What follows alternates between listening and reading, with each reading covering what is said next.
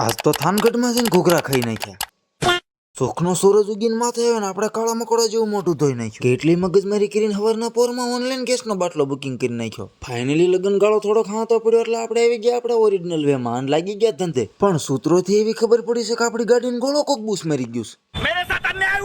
બે પૈણેલા વચ્ચે એક વાંઢાને બેહારી નીકળી ગયા આપણે થાન બાજુ રવાના. એક વાંઢો સહન નથી થતો તો બે વાંઢા દેવંગી હોટલે ભટકાઈ ગયા. ફાઇનલી થાનગઢ પગીને પ્રેમી પંખીડા માટે કાચનું દિલ ગોતી લીધું. અચ્છા કોક તોડે તો તોડવા વાળાને મમરા ભરાઈ જાય ને.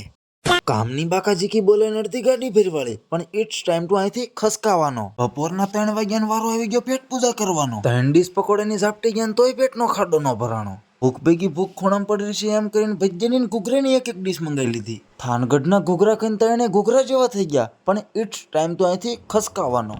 અને તમે જે શું વિડીયો જોવો છો, હાલો વિડીયો પૂરો થઈ ગયો. ફોલો અને સબસ્ક્રાઇબ કરતા જજો. Bye bye.